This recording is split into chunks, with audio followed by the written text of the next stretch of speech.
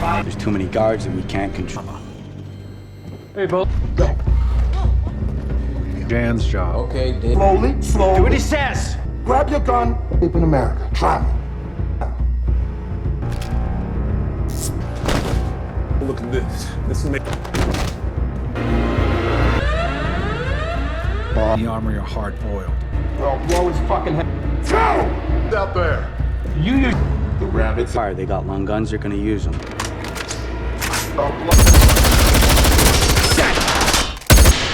3. What?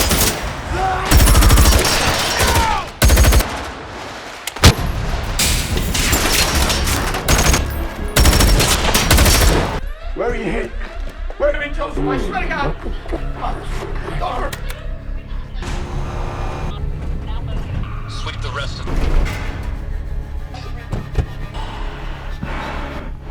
and another 3 guards. Pounds. Black Dare. Cannot get pinned down. Right now, this is an emergency. Get it. Wait! Until we're loaded, then join 3 in the... load the van 3. There's a fucking guard out here.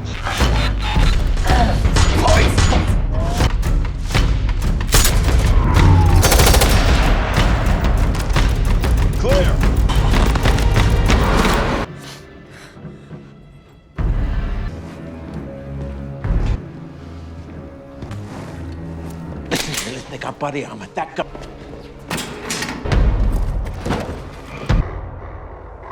Do you have eyes on 3?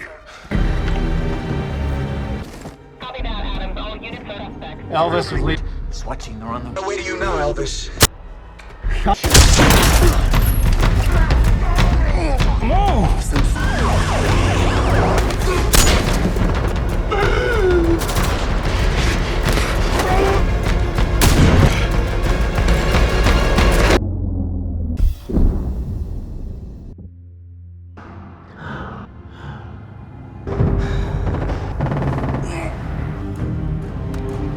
We're sitting ducks here. Gun!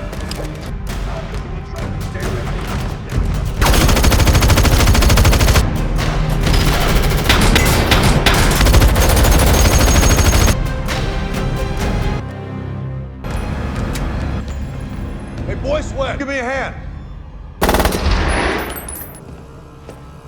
Long fence point. We punch through, but there's nothing they can do.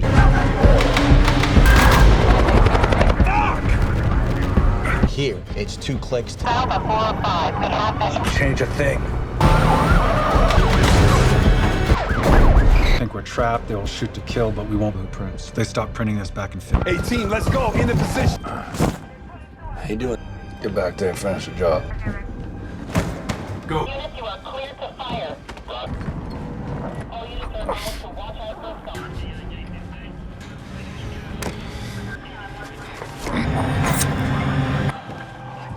Some of us won't make it. They're the families. That was strange things happen. In the end, he'll follow order. It's not coming.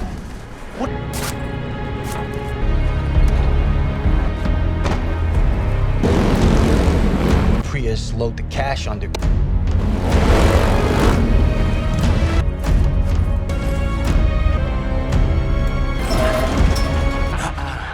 Too fucking.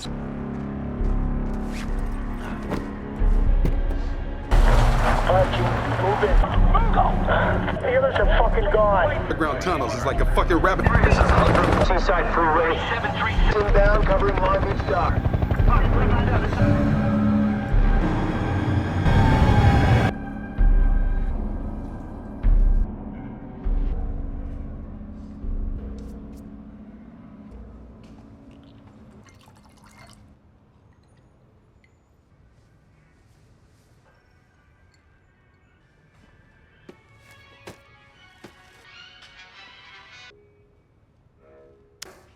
What do you want?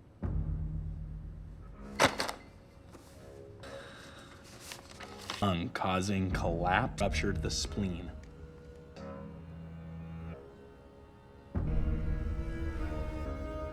In summary, explain. Fuck do you want?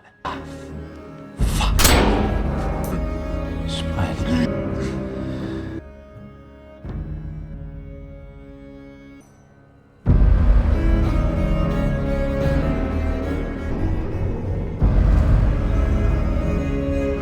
Are we done?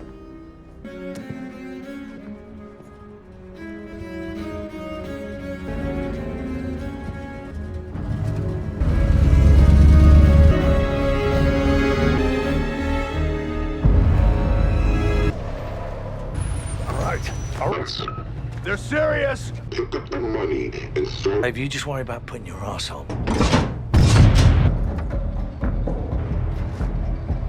Listen up, fuckboy. I face full of shit.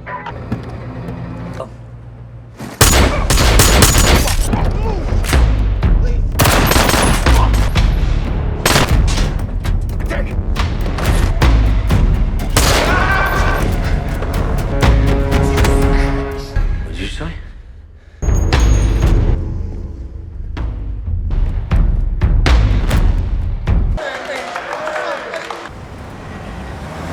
Should get takeout. I prefer to blossom. I'm busy. Code red! Repeat, code red. Policeman dispatched. Get ground. Open the fucking doors!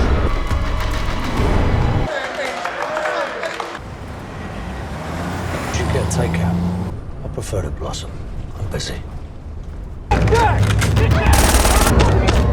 Code red! Repeat, code red. Policeman dispatched. Get ground. Open the fucking doors!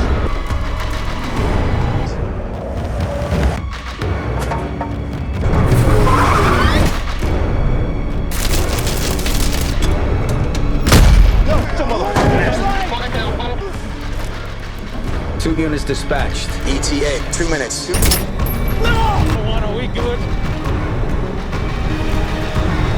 Fucking kid!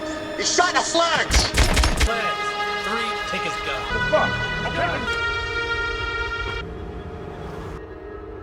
Hey guys, today we're diving headfirst into the gritty, bone-crunching world of Wrath of Man, Guy Ritchie's 2021 action thriller that proves revenge is a dish best served with a side of absolute carnage. This isn't your average bank heist flick. It's a meticulously crafted narrative of vengeance delivered with the subtlety of a sledgehammer. We're talking about a story where the protagonist, known only as H, is less a man and more a walking, talking, bullet-riddled force of nature on a single-minded mission to make a lot of people regret their life choices. Hold onto your hats because it's going to be a bumpy ride. If you had a good time with this, a like and a subscribe is a free way to help me keep making more. Our story truly kicks off when a man, who introduces himself as Patrick Hill, but everyone just calls H, walks into Fortico security looking for a job as an armored truck guard. He's a man of few words, and those words usually sound like he's just woken up from a very long nap, or more accurately, from years of silently simmering rage. He gets through the interview with the bare minimum of effort, almost failing his shooting qualifications, which, if you know anything about movies, is a massive red flag. Clearly, this dude is either completely incompetent or ridiculously overqualified. Spoiler alert, it's the latter. His new boss, Terry, and fellow guards like the amiable, if slightly verbose, Bullet, and the hilariously named boy Sweat Dave, quickly take note of H's mysterious or dot. It isn't long before H gets his first taste of the job's reality. While on a routine pickup with Bullet and boy Sweat Dave, their truck is ambushed. Now, most people would panic, maybe even soil themselves a little, but H just exits the truck. With the casualness of someone heading to the convenience store, he systematically, and with utterly brutal efficiency, takes down every single robber. No fancy choreography, no witty one-liners. Just cold, calculated execution. It's less a shootout and more a clinical extermination. The Fortico guys are understandably dumbfounded. Bullet, who'd been attempting to play hero, is left speechless, realizing he's just witnessed a human cheat code in action. Suddenly, H's barely passed shooting score makes a whole lot more sense.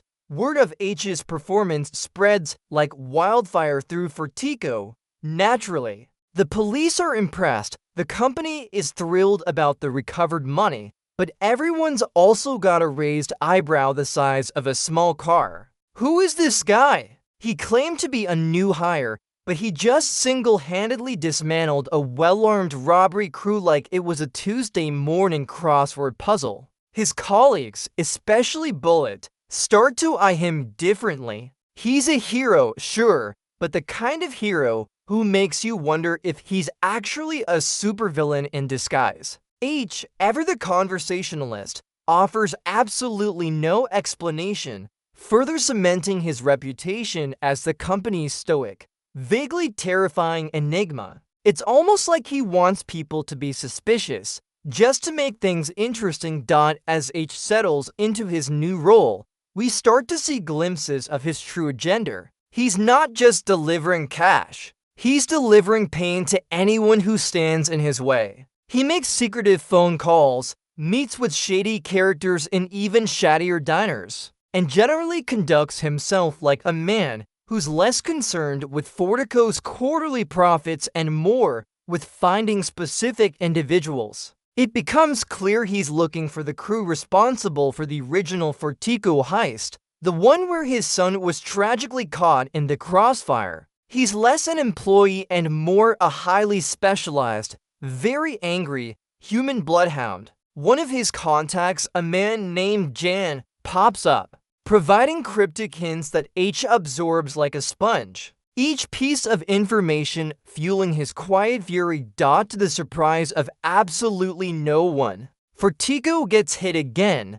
but this time H's actions are different. Instead of turning the robbers into a modern art installation, he lets them get away with a chunk of cash, but not without leaving his mark. He carefully places a tracker on their getaway vehicle, allowing them to flee, completely unaware that they've just become unwilling participants in H's elaborate hunting game. It's a risky move, but H is playing chess, while these other guys are still struggling with checkers. His colleagues are once again baffled. Why would he let them go? What in the actual cash-carrying world is H playing at? The only thing more mysterious than H himself is his strategy, which seems to involve controlled chaos and a very long memory.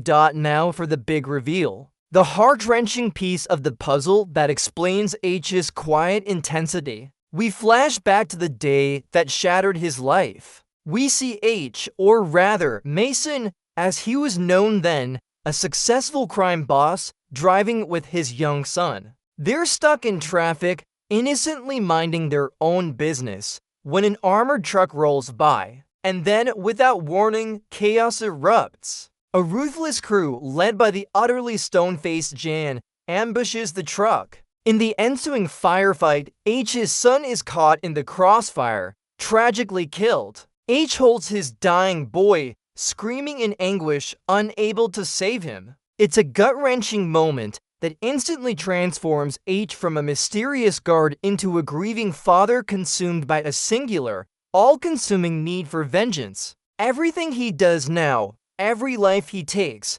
every calculated move, is for his son. Post-tragedy, Mason transforms into H, a man stripped of everything but his purpose. He descends into a maelstrom of vengeance, using his underworld connections to track down every last rat involved in the heist. He's not asking nicely. He's extracting information with extreme prejudice. We see him in dimly lit warehouses, exerting his will with a cold, almost surgical precision that would make even the most hardened criminals whimper. He's a man possessed, leaving a trail of pain and fear, meticulously piecing together the fragmented clues that will lead him to his son's killers. It's like a very violent, very personal scavenger hunt, where the prize is a bullet and the losers are very unlucky. Meanwhile, the film pivots to give us the backstory of the other side of this bloody coin,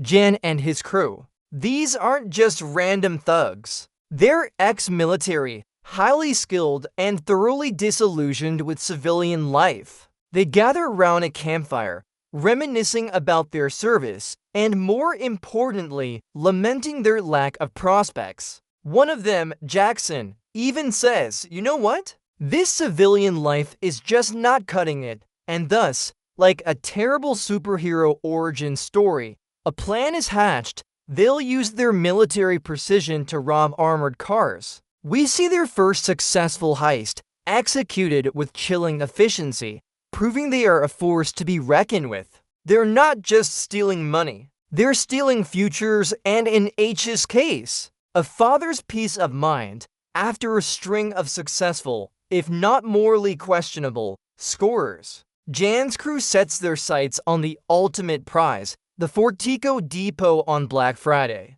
Because apparently nothing says holiday cheer like a multi-million-dollar heist. They pore over blueprints, map out routes, and analyze security camera blind spots with the kind of dedication usually reserved for Olympic athletes or extreme couponers. It's a masterclass in criminal planning, showcasing their military background. This isn't some spur-of-the-moment smash and grab. It's a meticulously choreographed operation, a ballet of bullets and stolen cash. They're convinced this will be their last big score, their retirement plan, conveniently forgetting that karma has a nasty habit of cashing in. But even the most disciplined crews have their cracks. Jackson, the hot-headed one, starts to chafe under Jan's leadership, especially after their run-ins with H. He's reckless, impatient, and frankly, a bit of a liability.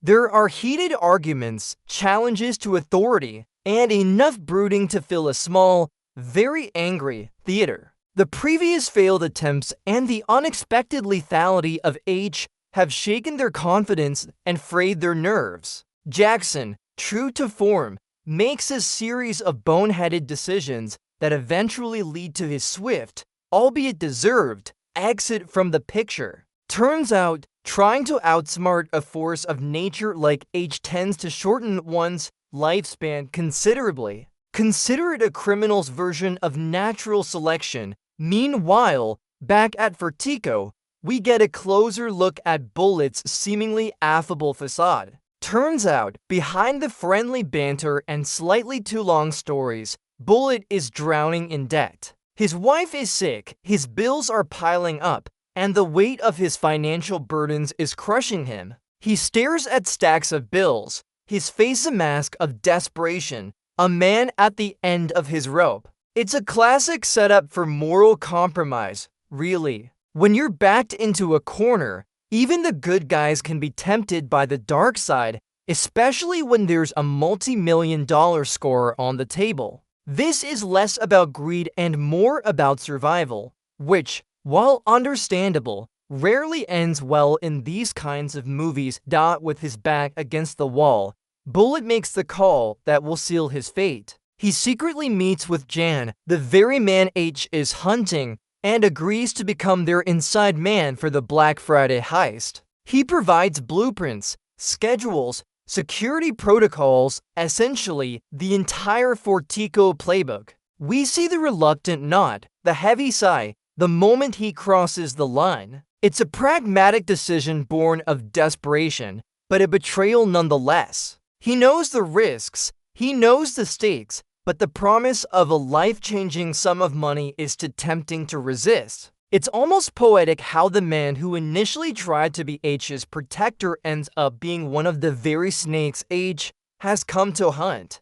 As Jan's crew finalizes their plans, H is simultaneously connecting the scattered dots he's collected. He's a human jigsaw puzzle solver, and every piece points to the Fortico Depot, Black Friday, and an inside job. He reviews his intel, cross-references dates and routes, and a chilling realization dawns. The big score is coming, and it's coming from within. He doesn't show panic, just a grim determination. The hunter has become the oracle, predicting the next move of his prey. He knows their patterns, their motivations, and now, thanks to his relentless pursuit, He knows their target. The stage is set for a confrontation that will be less a heist and more a massacre. Black Friday dawns, and while most people are fighting over discounted toasters, Jan's crew is fighting for millions. They infiltrate the Fortico depot with a terrifying efficiency,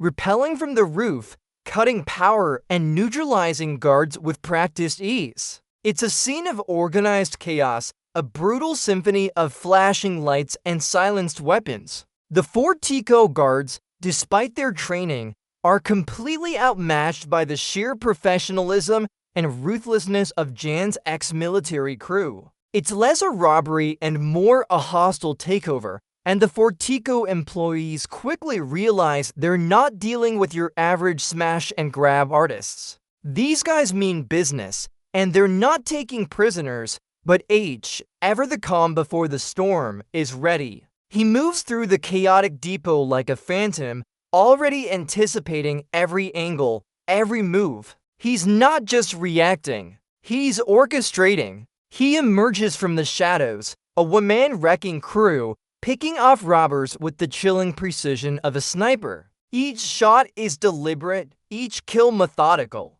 He doesn't waste movement. He doesn't waste bullets. The other Fortico guards, even those who suspected him, are now witnessing his true, terrifying potential. It's less a defense and more a strategic elimination, reminding everyone that H isn't just a guard. He's a highly lethal, exquisitely dangerous weapon of vengeance. The depot descends further into a full-blown war zone. Bullets fly, explosions rock the building, and the Fortico guards are fighting a losing battle against the heavily armed and coordinated robbers. It's a desperate, bloody struggle, a testament to the sheer audacity of Jan's plan. But even as the robbers push deeper, they encounter an immovable object. He's a relentless, silent hunter, a dark shadow that picks them off one by one, frustrating their attempts and turning their carefully laid plans into a bloody mess. The robbers, initially confident, start to realize they've stumbled into a very bad day at the office. Just when you thought things couldn't get any more dramatic, Bullet, our seemingly loyal, if slightly chatty, colleague, makes his move. He turns his weapon not on a robber, but on Bossy, another Fortico guard, shooting him dead in cold blood. The betrayal is shocking, a punch to the gut for anyone who held out hope for his redemption. Bullet, it turns out, is the inside man, the Judas in Fortico's ranks. It's a classic cinematic betrayal, proving once again that money or desperation makes people do truly despicable things. For H, it's not just a betrayal of trust, but another puzzle piece falling into place. Another name added to his mental list of targets. The moment arrives. H and Bullet, once allies, now adversaries, stand face to face amidst the carnage. Bullet, with a panicked desperation in his eyes,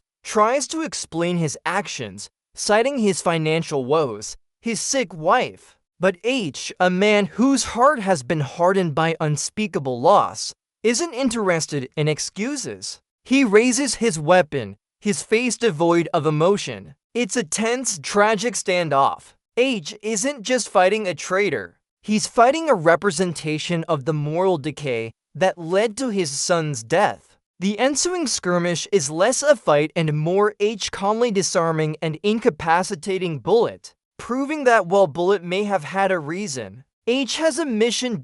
With Bullet neutralized, H, with the single-minded focus of a heat-seeking missile, sets his sights on Jan. The depot is a maze of gunfire, flashing alarms, and desperate last-stand attempts by the remaining robbers. But H cuts through it all. He pursues Jan relentlessly, a silent, deadly shadow. It's a cat-and-mouse game, but the mouse is a highly trained ex-military operative, and the cat is a grief-stricken father with nothing left to lose. Every step H takes brings him closer to the man who orchestrated his son's death, and the anticipation is absolutely palpable. You can almost hear the gears grinding in H's head. the final pieces of his revenge falling into place.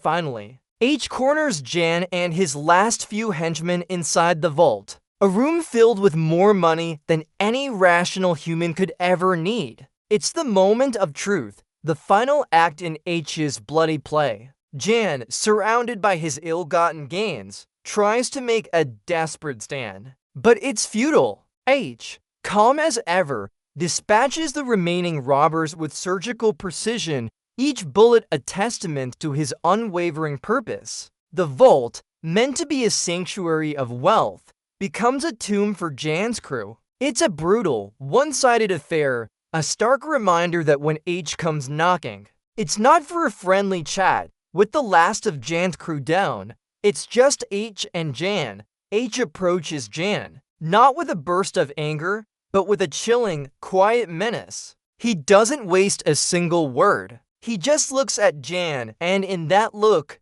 Jan finally understands. H is Mason, the father of the boy they so carelessly murdered. He doesn't offer Jan a quick death. Instead, H delivers a brutal, agonizing form of justice, making sure Jan comprehends the full weight of his actions before his lights go out for good. It's a moment of profound, terrifying catharsis for H, a dark spirit finally finding a grim peace. But H isn't quite done. He returns to Bullet, who, against all odds, is still clinging to life. This isn't just about revenge for his son. It's about making sure everyone who played a part in that terrible day pays their due. H quietly retrieves his son's small scarf, the one painful reminder of his loss, and places it on Bullet's chest. Bullet, in his final moments, sees the scarf, and the realization washes over him.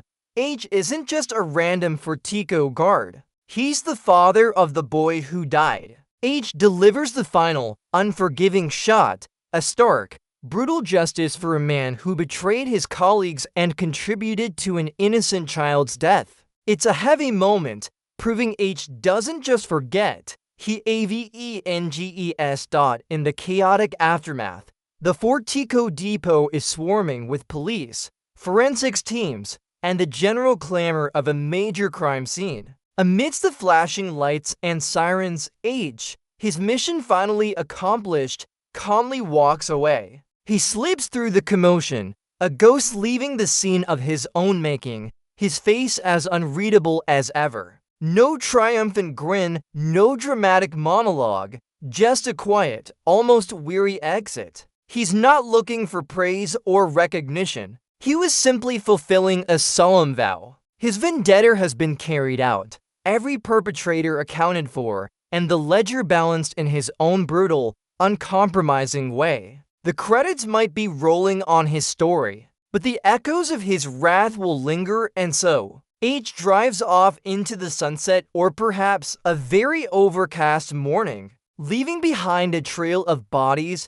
and a lot of very confused law enforcement officers. His vengeance is complete, the scales balanced, albeit with extreme prejudice. While we don't get a definitive happy ending with H skipping through fields of daisies, there's a sense of quiet resolution. He fulfilled his promise to his son, no matter the cost. It's a stark reminder that some wounds run so deep, they can only be healed by an equally deep-seated quest for justice. A brutal, unflinching tale that proves sometimes the wrath of one man is all it takes to right the gravest wrongs. Thanks for watching, and remember, don't mess with someone's family. Seriously, just don't.